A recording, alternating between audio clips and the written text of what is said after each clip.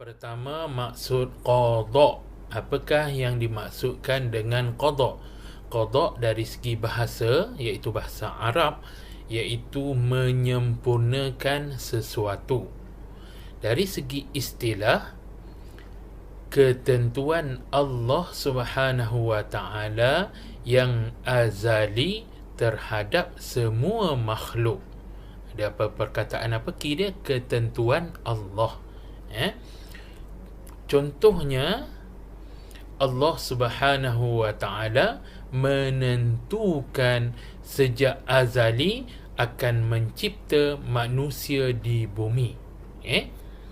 Sekarang kita tengok pula maksud qadar. Apa yang dimaksudkan dengan qadar? Dari segi bahasa, qadar ini iaitu menjelaskan kadar sesuatu. Dari segi istilah, pelaksanaan sesuatu perkara mengikut ketentuan Allah Subhanahu wa taala sejak azali. Jadi qadar ni iaitu pelaksanaan. Kita ingat tu, qada tadi ketentuan. Jadi kena bezakan antara qada dengan qadar ini. Contohnya apa dia?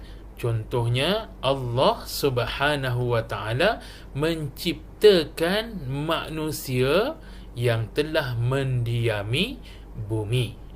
Itulah contoh bagi qadar. Seterusnya kita tengok pula maksud beriman kepada qada dan qadar. Apakah yang dimaksudkan dengan beriman kepada qada dan qadar? Iaitu meyakini bahawa yang pertama, Allah Subhanahu wa taala yang menentukan setiap perkara yang berlaku dengan ilmu dan kehendaknya. Yang kedua, meyakini bahawa Allah Subhanahu wa taala melaksanakan ketentuan tersebut mengikut ketetapannya. Yang ketiga, meyakini bahawa semua perkara tertakluk kepada kehendak dan kekuasaan Allah Subhanahu wa taala. Dan yang keempat, meyakini bahawa semua ketentuan Allah Subhanahu wa taala mempunyai hikmah terhadap hamba-Nya. Jadi itulah yang dimaksudkan dengan beriman kepada qada dan qadar. Seterusnya kita tengok pula dalil naqli kewajipan beriman kepada qada dan qadar. Surah Ali Imran ayat 47. A'udzu billahi minasy syaithanir rajim. Idza qada amran fa innama yaqulu lahu kun fayakun. Shadaqallahul azim. Apa maksud dia? Apabila dia berkehendak melaksanakan sesuatu perkara, maka dia hanyalah berfirman kepadanya, jadilah engkau, lalu jadilah ia. Baik, itulah dalil naqli. Sekarang cuba kita tengok pula jenis-jenis qada. Ada berapa jenis qada? Qada ni ada dua jenis. Yang pertama namanya qada mubram. Cuba sebut sekali lagi. Qada mubram. Yang kedua namanya qada mu'allaq. Qada apa? Qada mu'allaq. Sekarang kita tengok apa yang dimaksudkan dengan qada mubram, apa yang dimaksudkan dengan qada mu'allaq. Baik, kita tengok yang pertama dahulu. Apakah yang dimaksudkan dengan qada mubram? Qada' mubram ini maksudnya iaitu ketentuan Allah Subhanahu wa taala yang tidak berubah. Kena ingat ni perkataan ini, tidak berubah dan dilaksanakan mengikut kehendak dan kekuasaan Allah Subhanahu wa taala. Okey, contohnya apa dia? Ya, contohnya bangsa dan jantina ditentukan tidak akan berubah. Kalau seseorang itu bangsa Melayu, dia akan jadi bangsa Melayu, tidak akan berubah menjadi bangsa yang lain. Jantina pun sama. Kalau dia seorang lelaki, jantinanya lelaki. Kalau perempuan, perempuan tidak berubah. Ini ketentuan Allah. Baik, apakah dalilnya? Dalilnya boleh kita tengok dalam surah Qaf ayat 29. A'udzu billahi minasy syaithanir rajim. Ma yubaddalul qawlu ladayya wa ma ana bidhallamin lil 'abid. Shadaqallahul azim. Apakah maksud dia? Maksudnya keputusanku itu tidak dapat diubah dan aku tidak sekali-kali berlaku zalim kepada hamba-hambaku. Baik. Sekarang kita tengok pula apakah yang dimaksudkan dengan qada' mu'allaq. Qada' mu'allaq. Maksud qada' mu'allaq ni ialah ketentuan Allah Subhanahu wa taala yang berubah. Ada perkataan apa? Berubah ni kepada ketentuan yang lain sesuai dengan usahanya, dengan usaha dia. Baik, contohnya apa dia? Contohnya seseorang yang sakit, itu qada' asal, dia sakit, diberikan kesembuhan. Inilah dinamakan qada' yang berubah dengan sebab apa? Berdoa. Itu asbab dia.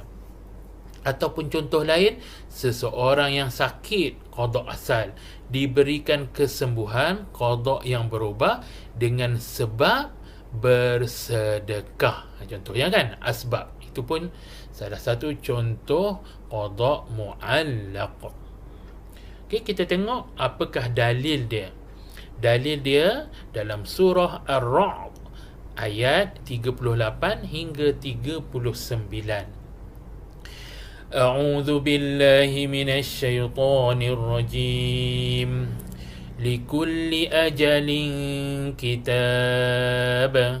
Yamhu Allahu ma yasha'u wa yuthbit. Wa 'indahu ummul kitab. Shadaqallahul azim. Apa maksud dia? Tiap-tiap satu tempoh ada baginya hukum yang telah ditentukan. Allah menghapuskan apa-apa jua yang dikehendakinya, dan pada sisinya ada ummul kitab, iaitu Luh Mahfuz. Baik. Okay, sekarang kita tengok pula konsep usaha dan tawakal. Okey. Kita tengok dulu usaha. Apakah yang dimaksudkan dengan usaha? Usaha ini ialah berusaha, berikhtiar, menggunakan seluruh kemampuan yang diberikan oleh Allah Subhanahu wa taala untuk mencapai sesuatu maksud dia. Okey, itu usaha. Manakala tawakal pula, apakah tawakal? Menyerahkan sesuatu perkara kepada Allah dan yakin hanya Allah yang menentukan keberhasilan perkara tersebut. Jadi dua-dua ni kena ada usaha, kena ada juga tawakal. Tak boleh berusaha sahaja tanpa tawakal, tak boleh tawakal sahaja tanpa usaha. Baik. Sekarang kita tengok pula kesan beriman kepada qada dan qadar. Ya. Yang pertama, kesannya kepada akidah seseorang itu.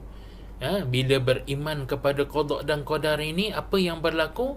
Kesannya mengelakkan diri daripada perbuatan syirik kepada Allah Subhanahu Wa Taala, kerana yakin bahawa setiap perkara dari Allah.